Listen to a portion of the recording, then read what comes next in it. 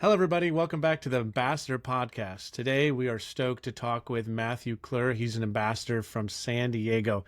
He's been along the journey for quite a long time now, and we've just been so grateful for his support and all his feedback. He's given such good feedback as we've built this game up, getting ready for launch July 1st.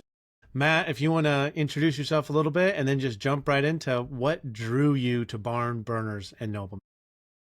Yeah, been gaming most of my life. Got really interested in games probably in the third grade when during a rain day at school, some kids were playing Risk in the library, and I was just immediately drawn to it. Shortly after that, I was exposed to a bigger game, Axis and Allies, that really kind of took the concept of just rolling dice to something even bigger with more strategy and currency and all sorts of things. And now I'm in my mid 40s and I'm raising gamer kids of my own that love to game. Got a modest collection, a little over 200 games now, and it's just a big part of my life. That's awesome. A true gamer. That's cool. What would you say specifically about Barn Burners and Noblemen? Did you just like something about it you liked? Did you see any similarities with games that you've liked in the past? What kind of brought you in? Yeah, for all the games I have, I have a wide variety between Euro style games and what's many call Ameritrash or, dice chucking games. And I don't really have anything in my collection that's really like a battleground skirmish type game, which is what this is. And when I got introduced to this, I was intrigued by the concept of having something that you can sit down and quickly throw down a skirmish real quick. You can do a bunch in a row. You can have either bigger battles. So just the idea that you can kind of customize a little army, get onto the table and get playing right away versus something like Warhammer, where same concept but in a much grander design with a lot of money and time invested. This is a small investment for something that you can get to the table over and over again with replayability. Yeah, yeah, and that's something that we definitely tried to incorporate. Is me and my brother loved that war game genre, but it always felt a little bit unattainable for most people. You can't just pull it out for a game night. It's more of like a big niche investment they have a crew for, and it's a lot more commitment. So that was definitely some of the inspiration going into this was kind of taking that war game genre and bringing it down to that game night ability. You mentioned earlier that you're raising gamer kids. I know your kids are kind of young, but when you think about barn burners, and I'm just curious about this, I don't even know. We usually say like 12 is usually the youngest people can really get into it. But have you noticed your kids, just out of curiosity, have they enjoyed it? Do they like it? I remember we played that one time with your son, but Yeah. being a kid, do they like it? Is it a little bit too advanced? What do you think is like the proper age before you can really start understanding the game? I think it's going to depend on the kid, right? So my son, he's just turned 9 this spring. His first time playing Barn Burners, though he was still 8. And he's been playing games since he was like 3 or 4. And he just really loves games, so he's all in. My daughter, who's 6 now, she loves to play games. She loves the idea of it, but it's harder for her to focus. And he has a better focus for it. So think it kind of depends on like the kid themselves, but just any kind of game at all. Both my kids love.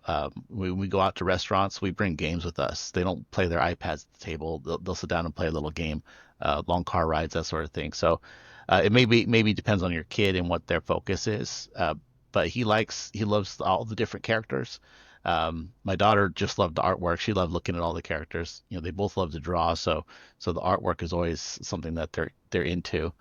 And I don't know, Yeah. he liked it. He likes any kind of game, but so I wouldn't say that I would go solely on his opinion since he is just a small kid and doesn't have a huge exposure to the world. But like most games, he was into it.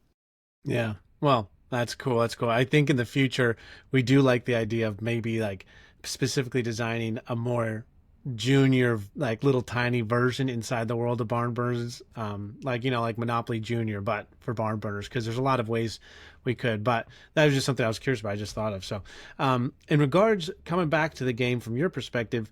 You, like you said, have over 200 games. You're a big gamer, so you've seen all kinds of games. I'm curious from your perspective, where do you think this game really shines? Like what are parts of it, whether it's mechanics, components, experience, whatever it is, what are things in your opinion that make this game shine?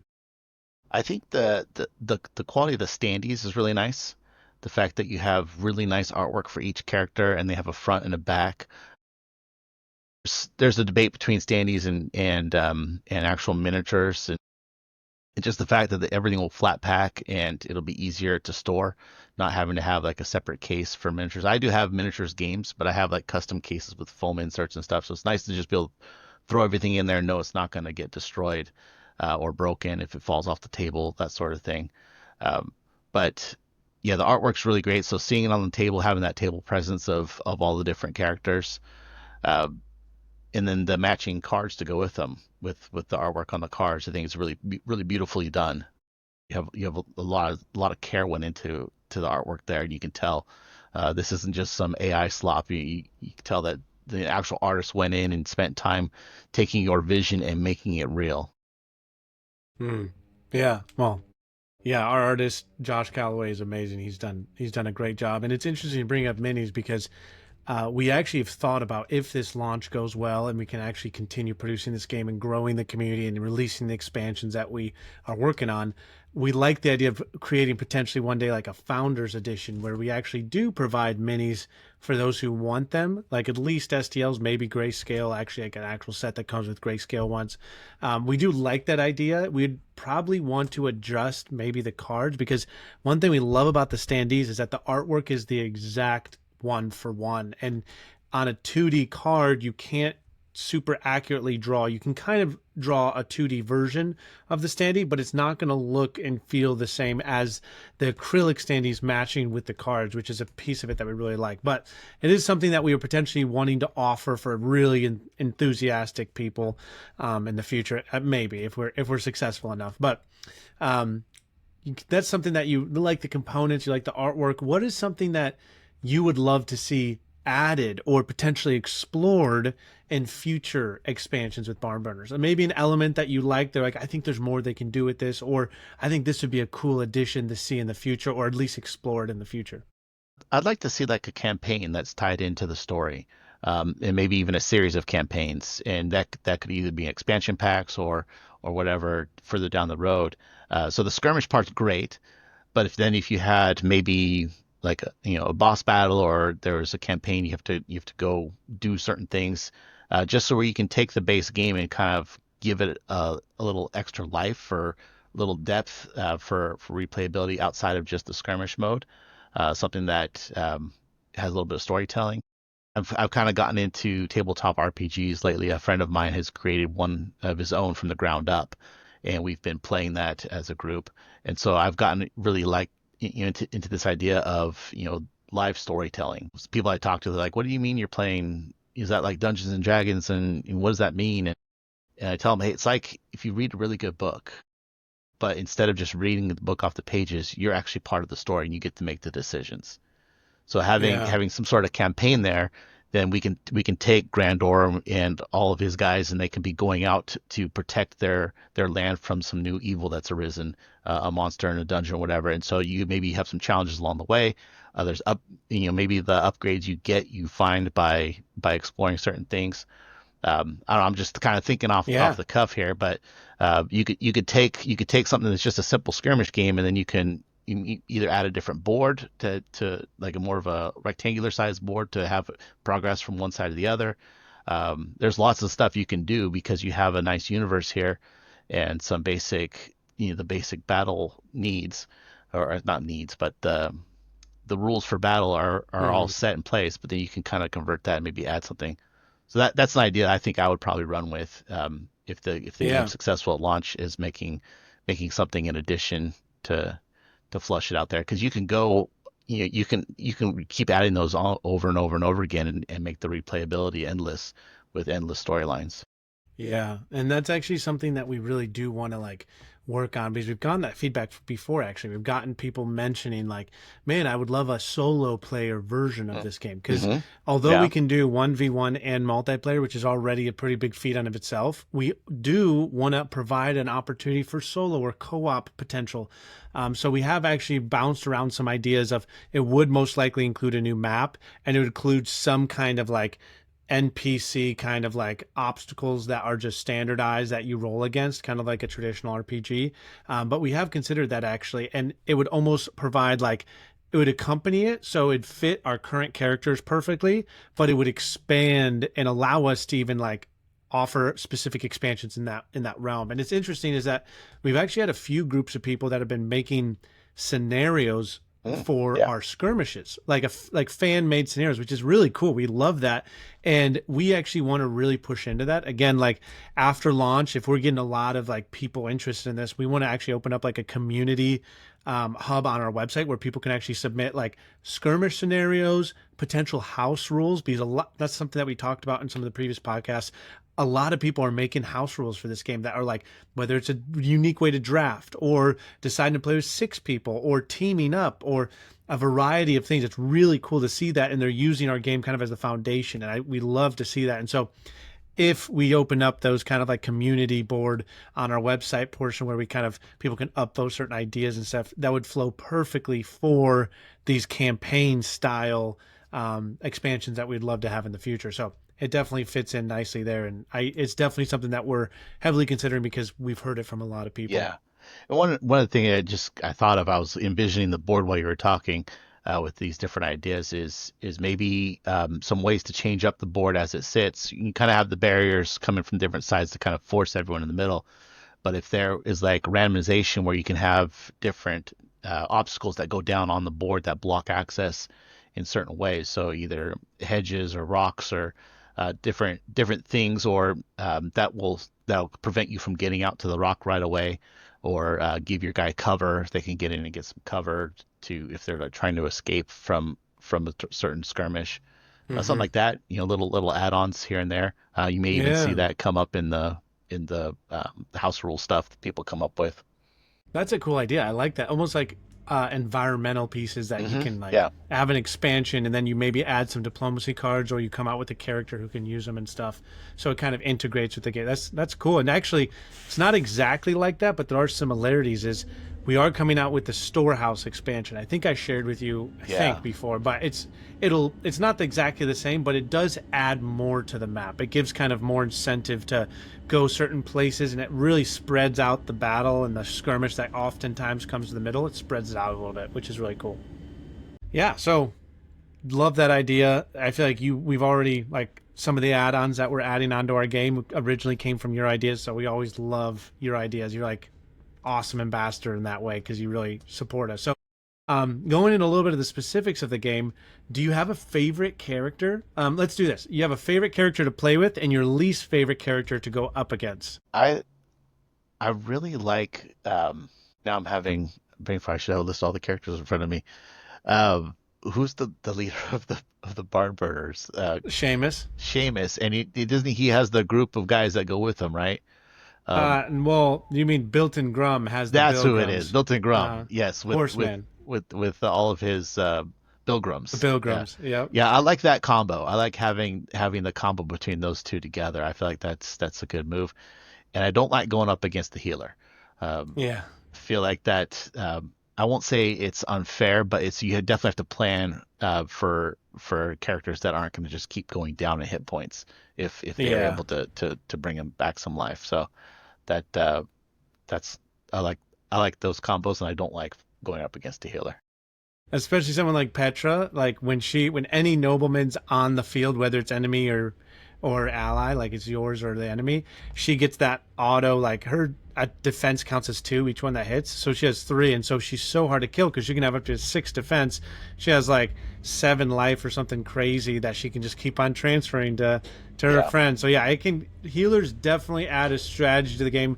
I personally don't love playing with healers because it feels like more defensive than offensive, and I prefer the offensive people, but healers can totally like stop people in their tracks and their whole strategies because they thought they'd be like, oh, I'll be able to kill these 2 people with at least 2 of my or 3 of my cards, and then they get stuck up and they start going to the cards that are even worse. So yeah, it gets crazy. It gets crazy. Do you have any like any cool stories that you can remember of playing that were like, man, this got so intense and it got so exciting and it got so fun?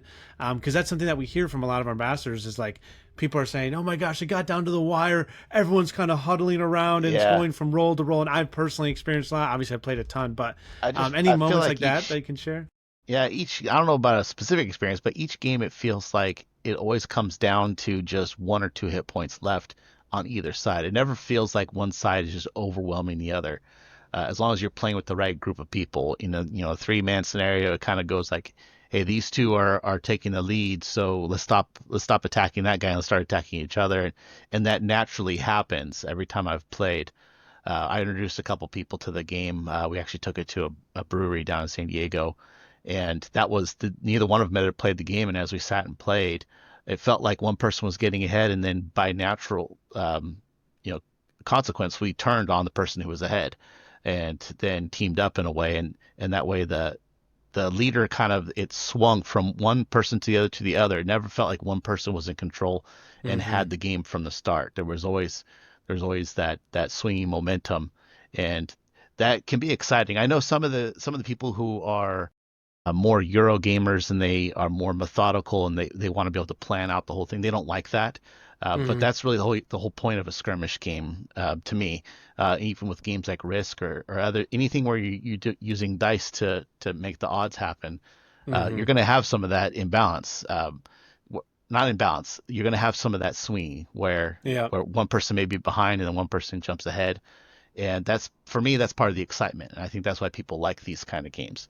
If you're a heavy Euro gamer and you want to be able to do math and play the game by yourself with spreadsheets, you're probably not going to like it, and that's Yeah. fine. It's not for everyone. That's why there's such a huge variety in the board game world and even in the Mm-hmm. video game world.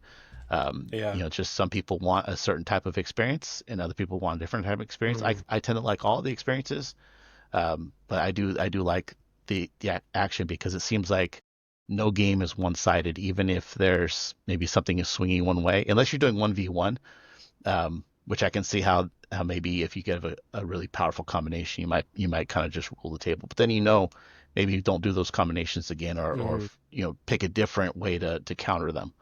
Um, Yeah. so Yeah. keeping that in mind when you set up your armies and you build up what you're going to have. Yeah, the multiplayer game is definitely like a social game, and that's why like we talk about diplomacy. Cards are called diplomacy cards because diplomacy is such a big element to our game whenever it's multiple, more than just two players, because you got to like work the table. You got to like make sure like, hey, don't attack me, attack them because of this.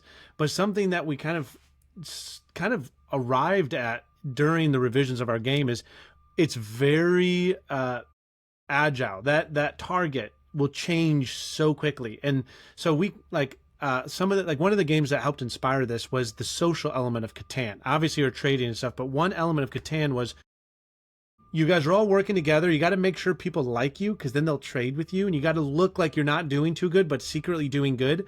That element we wanted to incorporate in this game, and so unlike Catan though, which like if you're coming out first and you're like at 8 or 9 victory points and you're about to win, everyone will just embargo you. You won't be able to trade, and second place will come in. And our game, it's so interesting how fast it changes. Literally within one player's turn, all of a sudden, if you have the target on your back, and all of a sudden you lose 5 health and you have 1 health left with your big heavy hitter, now everyone comes back to the drawing board and is like, okay, they're about to die. Now let's be thinking who's the second, like who's the new, like worst enemy, most wanted kind of idea. And so It's it's that so king cool to see king of the how hill fast it, mentality. yeah, and it Yeah. changes so fast that it really allows for strategy because it's not like a ship that takes too long to steer before the person wins. It can change on a dime, and it takes communication. It takes people convincing other people. But it's interesting how it does self-regulate in that way, but it doesn't just like ruin the fun. It's not like, oh, I might as well do nothing. Like you still have to be strategic because at the end of the day, you got to work your way to the end. And it's definitely a social game, but something we've noticed is when you go in one versus one, it's a totally different experience because you can't convince other people. You're always just going to be your two players versus their two players. But it takes a higher level for sure. You got to know the cards. You got to know a lot of strategies. If you're a beginner doing one versus one, the games might be lopsided, but it is wild. Like when I'll play with my brother, for example, we made the game, so we know everything. I mean, there's still strategies that we'll figure out to this day, but pretty much we know most things. We kind of have the idea of like, hey, this is how that character was meant to be played because we created the character. So we are very competitive, but it is wild. Even one versus one, we've played several games, me and him, using diplomacy cards, being very strategic with our move, that have literally come down. And that's like a game of 10, like cards, like a lot of cards. So there's a lot of variabilities. We played games that has gone down to like one character versus one character. And even like anyone who hits the roll well will win. Like literally, that's happened so many times. And that to us blew us away because we're not used to having like a multiplayer game that's still super fun and competitive as a like one versus one. And it definitely takes a next level skill to do that and make it fun. But like, it's really cool that like we just figured that out. Like we didn't even plan for that. It kind of just arrived. And it's we really like that element of it because that means I don't mind playing one versus one with people at all. But I also don't mind playing group and multiplayer mode because it's totally different experience. Yeah, that's the fun part of it is the verbal politicking that you have to do, and that takes me back to my first love, falling in love with Risk. Is you sit around the table and as a teenager, me and my wife and my best friend and my brother, we'd all sit there and we'd play those games, and it was half of it was about good dice rolls, but the other half was about the conversation at the table and hey, don't come after me, go after them. Look, they're the bigger threat, not me. And you have all this interaction back and forth, and that's part of the fun is and that to me that's why tabletop gaming is so fun is Mm-hmm. because you have that personal connection. You're sitting across the table, you're talking, you're having those conversations with people, and also you get to share a beer with them. Yeah, yeah. It's social. It's social, and you can backstab and betray people, make alliances. But yeah, that's something I loved about Risk too. Is like you got to really be a talker. You got to convince people why. But then if you get too salesman-y, people stop trusting you, Yeah, and then they're like, exactly. ah, no, what? I'm not going to trust them, or I'm going to say I'm going to trust them, then I'm going to backstab them. Like Or they know that. your opening move every time, and so they Yep. learn how to block it. And Exactly. And it's yeah, just that dynamic. It's really like social dynamic that gets to be played out with characters. And another fun social element of this game that we did, my brother and I didn't even do this, but we got actually several people giving us feedback about was Dungeon and Dragon people that are playing our game who love it, like adding in like a fifth person or something to actually narrate the game. It's so oh bizarre, really? but they're Okay. like, yeah, there's like a fifth dungeon master that's just like Rupert goes up against Grandor, rolls his auto dice, and will he stab him? And he gets through and does an automatic damage. And they loved that element. And it was so cool to us to see, like, wow, that is really embracing that kind of social, fun energy that comes with like Dungeons and Dragons. But it's based on a game that has all the rules laid out. And it was just like a really cool element to see, like, I feel like this game brings a lot of joy to groups of people. It's a fun, like medium level game night game. And that's just been something cool to see. Cause you can't, when you make a game, you can't plan for all these things. You can't be like, okay, it needs to be this, it needs to be this. You have some vision, but you kind of discover as you go, like, oh my gosh, this is such a cool piece. Let's continue to highlight that. And that's a cool thing about making a game. Yeah. Well, man, I feel like, is there anything else that you would want to say or anything like that? Launch is obviously coming up. Hopefully it goes really well and we can really continue this because we do have a lot of expansions like lined up to come out in the future. We have a big cool one a couple years out that we've been working on. That's Yeah. really exciting. But anything else that you want to say or about the game or anything else like that? No, I'm looking forward to the success of the Kickstarter. I really hope it does well for you guys, and love to see this become even more popular. Yeah, yeah, it'll be hopefully it becomes so sweet. People are gonna be coming back to this podcast and be like, "Oh, it's so cool how Matt's talking about this. I had that idea." Yeah, so we'll see. But thank you so much, Matt. Again, you've been such a good support for us, and just you continue to be such a support whenever we reach out for anything like that. So thank you again, and yeah, mark your calendar for July 1st. Tell your friends, and we'll see you later. All right, thanks, Jedediah. Bye.